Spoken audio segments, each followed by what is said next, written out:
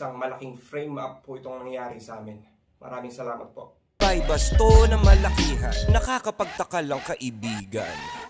Gusto mong maintindihan at mabatid? Gamitin mo lang ang sentido kumon kapatid. Para sa 100,000 magpapakaastig, kayang-kaya ko yung kitain ng 1 gig. At kung pusher man ako ng sinasabi nilang weed, bakit naman ako pa mismo maghahatid? Hindi nga ako lumalabas ng bahay tsaka beat. Hira mo makita sa kalsada tumawid. At bakit ako magbebenta sa di ko kakilala? Kung sa eksena ko ay maraming nagmamariwana, bakit ko papahirapan ang sarili ko habang sinusugal ang karerang matagal kong pinagsikapan? Bakit isasama ko pa yung kapatid kong may karamdaman at cameraman para mag-vlog ng kaganapan? Walang saysay na mga paratang pawang haka-haka lamang para pangalan ko ay urakan. Alam ko meron akong mga paanan na tapakan, ngunit di ko yun sinasadya. Ako ay tao lamang, pinaglaban lang ang paglikha ng merong kalayaan.